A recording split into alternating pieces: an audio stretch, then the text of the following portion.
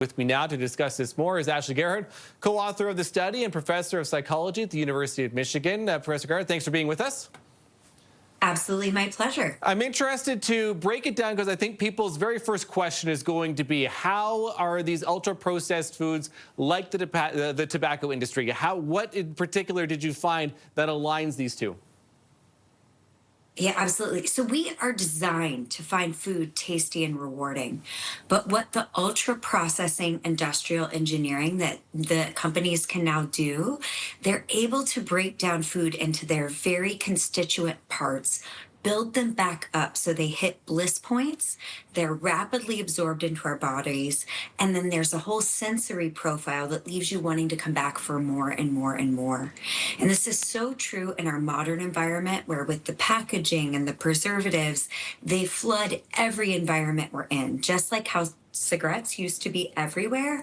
Now you're constantly having to be on your guard to resist these processed products that have been designed for maximum cravability. So it kind of feels like there's two parts of this, right? It's the actual food itself, which you're talking about the engineering, but also, the marketing. As we look at some of the pictures and some of, what you see when you walk down, for example, the chip aisle at a grocery store or otherwise, and what's hitting you right in the face and from your eyesight too.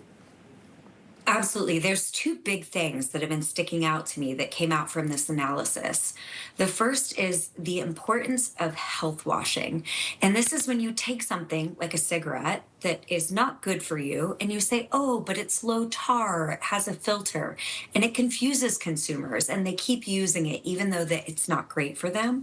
That's what's happening to our food supply right now. The industry calls it functional indulgence. So they'll shove a little protein in it, put a little B vitamin, shove a little fiber into a donut, a gummy candy, a soda, and tell you it's good for you. And it's not nearly as beneficial for your body as real food from Mother Nature.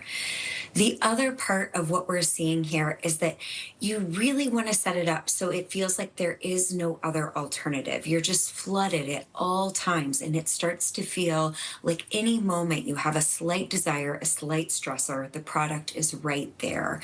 But it really is an engineered design by how these products are created, marketed, and shoved into our environment, so we start to feel like this is our only option. And you really do believe that government intervention is needed in order to possibly to regulate some of these foods? Is that going to be the only answer to this, or should it be more on consumers too in order to realize this as well of what's happening now and the possibility of history repeating itself just in a different way? In the paper, we quote a lot of the food industry trade newsletters, and they're spending millions of dollars doing things, as they say, turning cravings into corporate profits. They're saying indulgence is our main profit margin. So our brains are up against these very powerful corporations, and they are not making it clear what is real food and what is a slightly health washed junk food. And so sure, we all need to take agency in our own health and our own choices. But as long as these companies really often have our government officials in their back pocket with the amount of money they're lobbying with, it's very, very hard for all of us to trust the marketplace to give us healthy, sane choices. And so I think we really need our government officials to step up and set up a food environment that really promotes health over profits, so we can start to live healthier, happier lives for ourselves and our children. Ashley Gearhardt, professor of psychology at the University of Michigan and co-author of this new study. Appreciate your time tonight. Thank you. My pleasure. Thank you.